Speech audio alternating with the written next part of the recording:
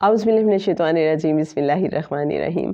اللہم صلی علی سیدنا و مولانا محمد معدن الجود والکرم وعلی آلہ وبارک وسلم۔ محترم خواتین و حضرات، السلام علیکم۔ ابھی 2 دن پہلے ہمارے گھر مہمان آئے ہوئے تھے۔ سیرت پوڈ کاسٹ اگر آپ نے سنا ہے، جو ہماری ایک ایکسکلوسیو ڈسکشن تھی، تو اس سے پہلے کچھ باتیں ہو رہی تھیں مہربانی اور عطا کے حوالے سے، کہ کیا جو ہم کوشش کرتے ہیں، محنت کرتے ہیں، تو اس کے عوض میں ہم پہ مہربانی ہوتی ہے؟ تو ہم اس کو سمجھنے کی کوشش کر رہے تھے کہ مہربانی ہے کیا، فضل ہے کیا، عطا ہے کیا۔ جو سمجھ آتی ہے دل چاہا آپ کے ساتھ شیئر کروں۔ آپ نے وہ قصہ تو سنا ہوگا، میں ہمیشہ جب بھی فضل کی بات ہوتی ہے مجھے وہ قصہ یاد آتا ہے۔ ایک شخص دریائے نیل میں کشتی چلایا کرتا تھا۔ ایک روز ایک بزرگ اس کے پاس آئے اور کہنے لگے، مجھے دریا کے پاس اتار دو۔ جب اس ملہ نے اس نورانی چہرے والے شخص کو، جو ایک خاص ہستی لگ رہے تھے، دریا کے پار اتارا، تو ان بزرگ نے کہا کہ کل تم ظہر کے بعد جگہ پہ آنا، وہاں کچھ ڈیوٹی ہے تمہارے ذمہ۔ اور وہ ڈیوٹی بتائی اس شخص کو۔ وہ جو ملہ تھا وہ کہتا ہے کہ اگلا دن آیا تو ظہر کے وقت میں بھول گیا یہ بات، آس پاس کوئی بھی نہیں تھا۔ کہتے ہیں کہ میں نے ان کے غسل کا اور تجہیز و تکفین کا انتظام کیا، اور جب میں سوچ ہی رہا تھا اب نماز جنازہ کا کیا کیا جائے، تو ناگہاں میں نے دیکھا کہ لوگوں کی ایک جماعت وہاں پہ پہنچ گئی۔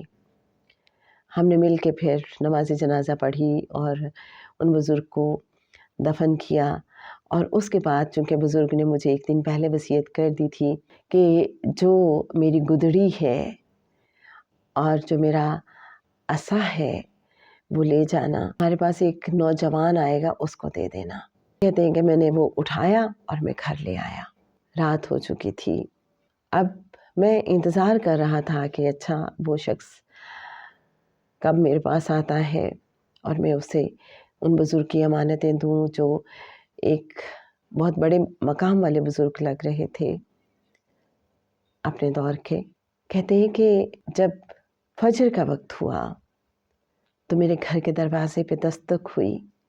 میں نے دروازہ کھولا تو سامنے ایک نوجوان کھڑا تھا، اور وہ نوجوان کا گیٹ اپ کیا تھا؟ اس نے زنانہ لباس پہنا ہوا تھا اور چہرے پہ میک اپ تھا جیسے بھانڈ ہوتے ہیں، اور بغل میں ایک میوزیکل انسٹرومنٹ تھا، سارنگی تھی۔ اور کہتا کیا ہے؟ کہتا ہے میری کچھ امانتیں آپ کے پاس ہیں، وہ مجھے دے دیجئے۔ وہ جو ملہ تھا اس نے سر سے پاؤں تک اس نوجوان کو دیکھا، اور اس کے ذہن میں تصور آیا ان نورانی صورت بزرگ کا۔ اس نے سوچا اتنے بڑے بزرگ کی امانت لینے یہ شخص آ رہا ہے، یہ نوجوان کلیم کر رہا ہے، یہ کیسے ہو سکتا ہے؟ اور اس نے اظہار بھی کیا اس نوجوان کے سامنے کہ بھائی آپ کیسے کہہ سکتے ہیں؟ نوجوان کہنے لگا کہ آپ صحیح سوچ رہے ہیں، صحیح سمجھ رہے ہیں، مجھے خود اس بارے میں علم نہیں تھا۔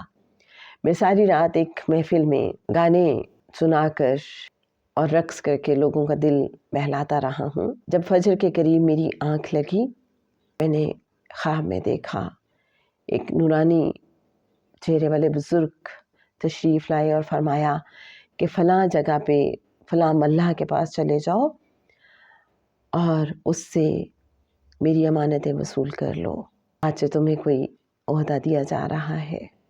ملہ کا کہنا ہے کہ obviously اس بات کے بعد تو میں اب کوئی اعتراض کر ہی نہیں سکتا تھا۔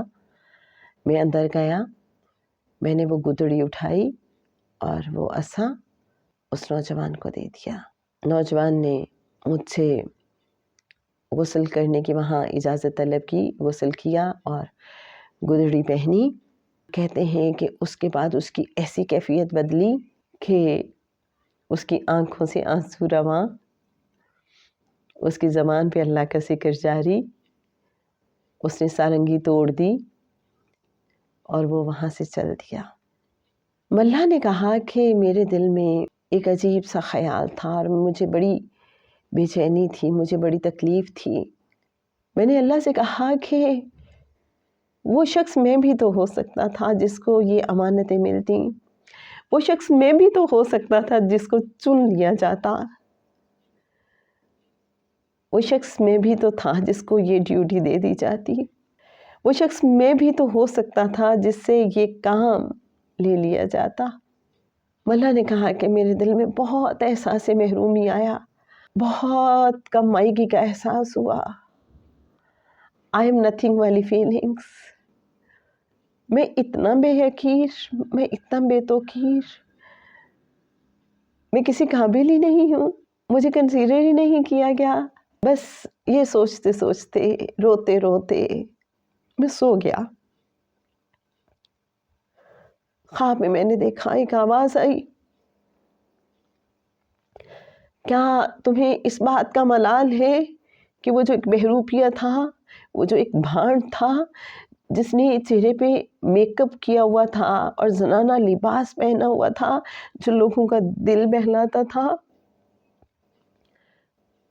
اس کو ہم نے اتنا بڑا اعزاز دے دیا، اس کو ہم نے چن لیا اور تمہیں نہیں چنا؟ یاد رکھو یہ ہمارا فضل ہے اور ہم اپنا فضل جسے چاہتے ہیں عطا کرتے ہیں۔ میرے اچھے ناظرین، زندگی میں بارہا ایسا ہوتا ہے، ہمارے ذہن میں یہ خیال آتا ہے جب ہم اللہ کے چنے ہوئے بندوں کو دیکھتے ہیں تو دل میں خیال آتا ہے، ہم اللہ سے پھر تڑپ تڑپ کے کہتے ہیں، اللہ مجھے تجھے منانا نہیں آتا، مجھے کوئی ڈھنگ نہیں، مینو ول نہیں توڑ نبھا منتا، مینو آپ نبھاویں۔ اللہ مجھے کھینچ کے خود سے قریب کر لے، اللہ مجھے اپنے لیے چن لے۔ ہم تو منت ترلا ہی کر سکتے ہیں نا، تو کرتے رہیں، تڑپتے رہیں، ترلے ڈالتے رہیں، منتیں کرتے رہیں، کہتے رہیں، اسے پسند ہے، اسے اچھا لگتا ہے۔ لیکن اس کے بعد کا کیا مرحلہ ہے؟ اس طلب، اس تڑپ، اس منت ترلے کے جواب میں جو ملتا ہے اس پہ راضی ہو جائے، پھر کہے میرے ربا اوکے، جو تو چاہے، تجھے میرا زیادہ پتہ ہے، تو میرے لیے جو پسند کرے میں اس پہ راضی ہوں۔ آپ کو یاد ہے حضرت موسیٰ علیہ السلام سے ایک شخص نے کہا، حضرت موسیٰ علیہ السلام آپ اللہ سے کلام کرنے جاتے ہیں، اللہ سے پوچھیے گا کہ میرا مقام کیا ہوگا اس دنیا سے جانے کے بعد۔ حضرت موسیٰ علیہ السلام نے اللہ سے پوچھا اور پھر اس شخص کو آگے بتایا کہ اللہ نے کہا ہے کہ وہ جو دوزخ میں ایک پیپ ہے، اس میں ایک سوراخ ہے، اس سوراخ کو روکنے کے لیے تجھے کار کے طور پہ استعمال کیا جائے گا۔ تو وہ شخص رقص کرنے لگا، کہتا ہے کہ اچھا اللہ نے میرے لیے یہ ڈیوٹی منتخب کی ہے، میں بڑا راضی ہوں۔ تو راضی رہنا، فضل مانگتے رہیں اللہ سے اور اللہ سے کہتے رہیں کہ میرے اندر کوئی اہلیت نہیں۔ فضل کیا ہے کہ جس چیز کی اہلیت نہیں ہے وہ چیز بھی عطا ہو جائے۔ ہم اللہ سے کہتے رہیں تو کھینچ کے خود سے قریب کر لے، تو اپنے چنے ہوئے بندوں میں ہمیں شامل فرما لے، اور جن پہ تیرا خاص فضل ہے، انعام ہے، ان میں ہمیں شامل فرما لے۔ اور اگر دوسرے فضل والے ہیں، اگر دوسروں کو عطا ہو رہا ہے تو ہم ان پہ رشک کریں، اور جو ہمارا نصیب ہے اس پہ راضی رہیں، لیکن مانگتے ضرور رہیں اللہ سے اللہ کا فضل، اور دوسروں کے ساتھ بھی فضل والا سلوک کرنے کی کوشش کرتے رہیں۔ یہ نہ دیکھیں کہ کسی کا استحقاق ہے یا نہیں، بس ان پہ مہربان رہیں، ان پہ فضل کرتے رہیں۔ عدل کرے تے تھر تھر کمبن، اچیاں شانہ والے، فضل کرے تے بخشے جاون، میں جے منہ کالے۔ اللہم صلی علی سیدنا و مولانا محمد معدن الجود والکرم وعلی آلہ وبارک وسلم.